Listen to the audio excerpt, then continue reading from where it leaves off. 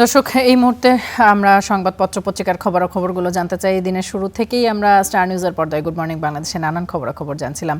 সর্বাধিক দৈনিক পঠিত যে পত্রপত্রিকাগুলো রয়েছে তাতে কি শিরোনাম স্থান পেয়েছে সেই খবরাখবরগুলো আমাদেরকে জানাবেন আমাদের সহকর্মী আলিফ। তামান্না, আপনাকে অসংখ্য ধন্যবাদ। যেমনটি আসলে হয়ে থাকে, দিনের শুরুটা অনেকেই করে থাকেন পত্রপত্রিকার পাতায় চোখ বুলাতে বুলাতে, এবং তাদের সেই কাজটিকে অনেকাংশে সহজ করে দেওয়ার জন্য আমাদের গুড মর্নিং বাংলাদেশের নিয়মিত আয়োজন, এবং সেই আয়োজনে আজ দেশের সর্বাধিক পঠিত যে পত্রপত্রিকাগুলো রয়েছে সেগুলোর প্রথম পাতায় কি কি শিরোনাম উঠে এসেছে তাই জানাবো আপনাদের। প্রথমেই আমাদের কাছে আছে দৈনিক প্রথম আলো।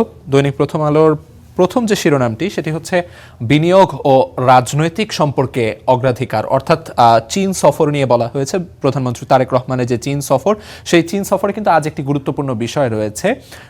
লি কিয়াংয়ের সঙ্গে আজ প্রধানমন্ত্রী তারেক রহমানের বৈঠক হওয়ার কথা রয়েছে, এবং এই জায়গায় কিন্তু আন্তর্জাতিক সম্পর্ক বিশ্লেষক যারা রয়েছেন তারা যেমনটি বলছেন যে 1977 সালে তৎকালীন বাংলাদেশ প্রেসিডেন্ট জিয়াউর রহমান যেই পথে হেঁটেছিলেন, তার ছেলে হয়ে প্রধানমন্ত্রী তারেক রহমান কিন্তু একই পথে হাঁটছেন। অর্থাৎ 1977 সালে বাংলাদেশের সঙ্গে চীনের সম্পর্ক আনুষ্ঠানিকভাবে যাত্রা করে, এবং সেই যাত্রারই কিন্তু রেশ ধরে আজ প্রধানমন্ত্রী তারেক রহমান চীনের সঙ্গে যে সম্পর্ক, সেই সম্পর্কটিকে আরও এগিয়ে নিয়ে যাওয়ার চেষ্টা করছেন। এই জায়গায় চীনের সঙ্গে বাংলাদেশের সম্পর্ক যেমন আসলে আন্তর্জাতিক সম্পর্ক বিশ্লেষক যারা রয়েছেন তারা যেমনটি বলছেন যে চীন কখনোই আসলে পররাষ্ট্র নীতিতে তারা কখনোই আধিপত্যবাদী নয়। অর্থাৎ এর আগে বিগত সরকারের আমলে বা বাংলাদেশ যেমনটি দেখে এসেছে, বাংলাদেশ একমুখী পররাষ্ট্র নীতিতে বিশ্বাসী ছিল, এবং সেই জায়গায় আসলে ভারতের একটি প্রভাব বাংলাদেশের পররাষ্ট্র নীতিতে কিন্তু বেশ জেঁকে বসেছিল, এবং সেই জায়গায় আসলে ভারতের যে আধিপত্যবাদী নীতি, সেই জায়গা থেকে কিন্তু বাংলাদেশ নানাভাবে নানা সময় আসলে এক ধরনের কোণঠাসা হয়েছিল। তবে সেই জায়গা থেকে বের হয়ে চীনের সঙ্গে এই সম্পর্ক হয়তো বাংলাদেশের পররাষ্ট্র নীতিকে একটি অনন্য উচ্চতায় নিয়ে যাবে, এবং নানা রকম সুবিধা এবং প্রযুক্তিগত সহায়তা থেকে শুরু করে অর্থনৈতিক সহায়তা সবকিছু মিলিয়ে আসলে বাংলাদেশে কিন্তু বেশ সম্ভাবনার একটি জায়গা তৈরি হয়েছে। তবে সেই জায়গায় কিছু শঙ্কার জায়গা রয়েছে, যেমনটি আসলে বিশ্লেষকরা বলছেন যে বাংলাদেশকে চীনের এই যে অর্থনৈতিক সহায়তা, সেই অর্থনৈতিক সহায়তায় যেন ঋণের বেড়াজালে বাংলাদেশকে যেন আবদ্ধ করে ফেলতে না পারে, সেই জায়গায় কিন্তু কূটনৈতিক সম্পর্কের দিক থেকে, পররাষ্ট্রনীতির দিক থেকে বাংলাদেশকে বেশ কৌশলী ভূমিকা রাখতে হবে। তো এই সব কিছু নিয়ে আসলে একটি প্রতিবেদন এখানে করা হয়েছে।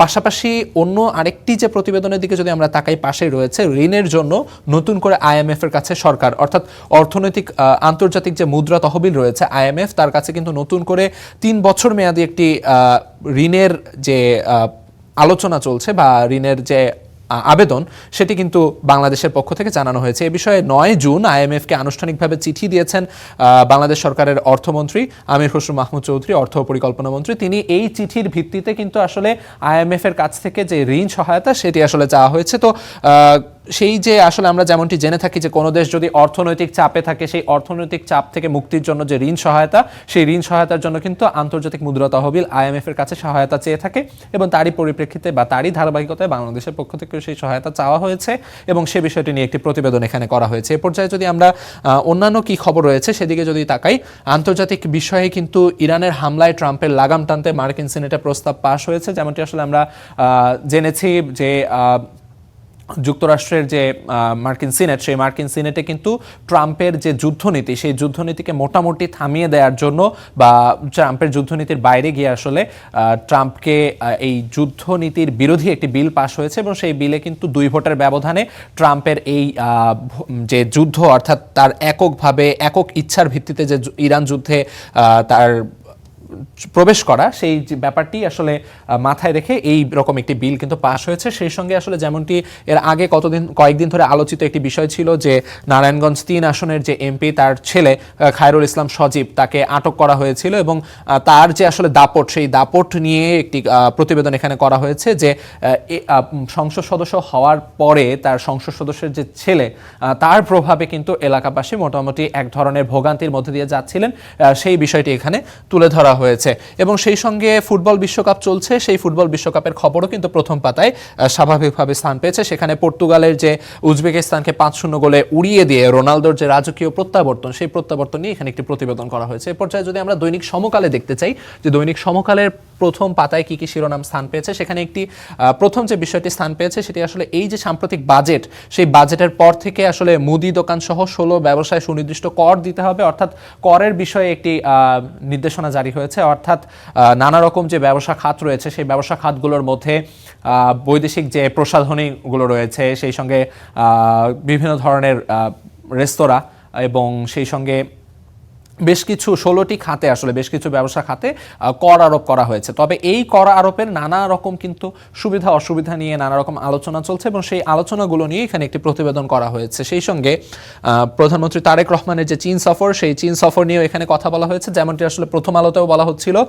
তো বেইজিংয়ে প্রধানমন্ত্রী এবং আজ লি কিয়াংয়ের সঙ্গে বৈঠকের কথা রয়েছে। সেই বৈঠক ঘিরে যে নানা জল্পনা কল্পনা চলছে এবং যেমনটি আসলে জানা গেছে যে প্রায় 15টি মানে চুক্তি সমঝোতা স্মারক সহ প্রায় 15টি দলিলে সই হতে যাচ্ছে, সেই বিষয়গুলো নিয়ে এখানে একটি প্রতিবেদন করা হয়েছে। এবং তার পাশাপাশি সিনেটে ঐতিহাসিক বিল পাস, ট্রাম্পকে প্রতীকী ভর্ৎসনা, অর্থাৎ ইরানের ওপর যে হামলা, সেই হামলা শুরু থেকেই কিন্তু যেমনটি আসলে বলে আসা হচ্ছিল, নানা রকম সংবাদ মাধ্যমে এ নিয়ে খবর হচ্ছিল যে ইরান ইসরায়েলের যে সংঘাত, সেই সংঘাতের মধ্যে যুক্তরাষ্ট্র মোটামুটিভাবে ট্রাম্পের একক ইচ্ছায় কিন্তু জড়িয়ে যায় এবং সেই ট্রাম্পের এই যুদ্ধে জড়িয়ে যাওয়ার পর থেকে মোটামুটি কিন্তু ট্রাম্প এই যুদ্ধ সামাল দিতে অর্থনৈতিকভাবে কিছুটা হিমশিম খেতে হয়েছে এবং সেই জায়গায় কিন্তু ইউরোপীয় ইউনিয়ন কিংবা ন্যাটোর কাছ থেকে যে সাহায্য তিনি চেয়েছিলেন সেই সাহায্যও পাননি।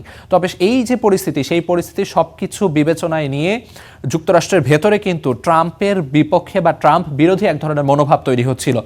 সেই মনোভাবের সর্বশেষ বহিঃপ্রকাশ হচ্ছে এই চুক্তি। সেই চুক্তিতে আসলে ট্রাম্প যে এই যে একক ইচ্ছায় যুদ্ধে জড়িয়ে যাওয়া, সেই জড়িয়ে যাওয়াকে আটকানোর জন্য এই চুক্তিটি কিংবা এই সিনেটে এই বিলটি পাশ হয়েছে। সেই সঙ্গে আর যে সমস্ত খবর রয়েছে সেখানে হচ্ছে বাজেট ঘাটতি মেটাতে ইসলামী বন্ড, অর্থাৎ বাজেটের যে ইস্যু, সেই বিষয়ে একটি প্রতিবেদন করা হয়েছে।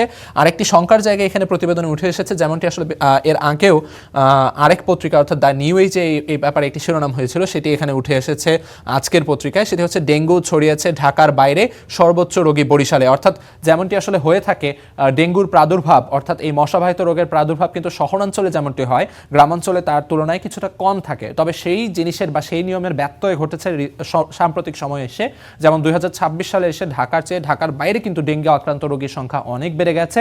সে বিষয়ে একটি শঙ্কা জায়গা দেখে একটি প্রতিবেদন করা হয়েছে। এ পর্যায়ে যদি দৈনিক যুগান্তরে দেখতে চাই, দৈনিক যুগান্তরে যে সমস্ত প্রতিবেদন বা শিরোনাম আসলে উঠে এসেছে, সেখানে যেমনটি আসলে বলা হচ্ছিল যে উচ্চ করে নাকাল ব্যবসা বাণিজ্য, এটি আসলে বেশ শঙ্কার একটি জায়গা। বাজেটের পর থেকে এই যে উচ্চ কর আরোপ কিংবা নানা ধরনের ভ্যাট ট্যাক্সের যে বিধিনিষেধ, এটি কিন্তু আসলে বাংলাদেশের অর্থনীতির জন্য বেশ হুমকি স্বরূপ। কেননা বাংলাদেশের অর্থনীতিতে আসলে একদিকে যেমন দেশীয় যারা ব্যবসা বাণিজ্য করছেন, দেশীয় ব্যবসায়ীরা যারা রয়েছেন, তারা যেরকম একরকম করের চাপে পিষ্ট হচ্ছেন, ঠিক একইভাবে বৈদেশিক বিনিয়োগ কিংবা বৈদেশিক বিনিয়োগকে আকৃষ্ট করতে গেলে এই দেশে যে সমস্ত সুবিধা থাকা উচিত, সেই সুবিধার সূচকেও কিন্তু বাংলাদেশ পিছিয়ে যাচ্ছে। দক্ষিণ এশিয়ায় অন্যান্য দেশের তুলনায় বাংলাদেশে এই করের যে বোঝা, সেই বোঝা কিন্তু তুলনামূলক অনেক বেশি এবং সেই কারণে কিন্তু বিদেশি বিনিয়োগ যারা করেন, বিদেশি বিনিয়োগকারী যারা রয়েছেন, তারা আকৃষ্ট হচ্ছেন বাংলাদেশের পরিবর্তে ভিয়েতনাম, লাওস, কম্বোডিয়া এ সমস্ত দেশে কিন্তু তারা বিনিয়োগ করতে আগ্রহী হচ্ছেন, যেটি আগে কিন্তু বাংলাদেশে তারা বিনিয়োগ করতেন। তো এই জায়গায় একটি শঙ্কার জায়গা তৈরি হচ্ছে এবং সেই বিষয়ে একটি প্রতিবেদন এখানে করা হয়েছে।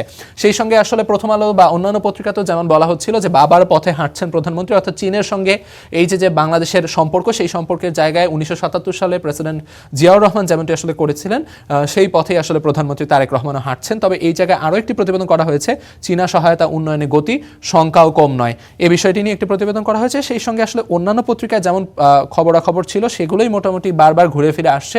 এ পর্যায়ে আমরা দ্য নিউ এজ যদি দেখতে চাই, দ্য নিউ এজে যে শিরোনামগুলো রয়েছে সেখানে হচ্ছে UN audit finds funds going down the drain, অর্থাৎ ইউএন একটি প্রতিবেদন করেছে এবং তথ্য প্রকাশ করেছে, যেখানে বলা হচ্ছে যে তহবিল দেওয়া হচ্ছে, সেই তহবিলগুলো আসলে কাঙ্ক্ষিত যে লক্ষ্যমাত্রা সেখানে কিন্তু আসলে পৌঁছাচ্ছে না, অন্যান্য হাতে চলে যাচ্ছে এই ফান্ডগুলো। এটি নিয়ে একটি প্রতিবেদন করা হয়েছে। সেই সঙ্গে 10 lakh more government officials to come under tax net, অর্থাৎ বাজেটের পরবর্তীতে যে ট্যাক্স বা কর নিয়ে যে বিষয়টি অন্যান্য পত্রিকাতেও ছিল, সেই বিষয়ে এখানে একটি প্রতিবেদন করা হয়েছে। PM holds Tux with Chinese prime premier today বা প্রাইম মিনিস্টার টুডে, এই জায়গায় হচ্ছে প্রধানমন্ত্রীর চীন সফর ঘিরে একটি প্রতিবেদন করা হয়েছে। সেই সঙ্গে no deal yet to repatriate stolen money, অর্থমন্ত্রী আমির খসরু মাহমুদ যেমনটি বলেছেন, সেটি বিষয়ে একটি প্রতিবেদন করা হয়েছে। এবং এই ছিল মোটামুটি দ্য নিউ এজের যে প্রথম পাতায় যে শিরোনামগুলো রয়েছে সেটি। তো দর্শক, আমরা আপনাদের প্রতিনিয়ত যেমনটি জানানোর চেষ্টা করি, তারই ধারাবাহিকতায় আজকের যে দৈনিক পত্রিকাগুলো রয়েছে, সেই পত্রিকার যে প্রধান শিরোনামগুলো ছিল সেগুলো আপনাদের জানিয়ে দিচ্ছিলাম এতক্ষণ। এ পর্যায়ে আমরা ফিরে যেতে চাই মূল স্টুডিওতে, সেখানে আছেন আমাদের সহকর্মী তাসফিয়া তামান্না। আলিফ, অসংখ্য ধন্যবাদ আপনাকে, আমাদেরকে দিনের শুরুতে শুরুর অংশের পত্রিকার খবরাখবরগুলো আপনি আমাদেরকে জানাচ্ছিলেন।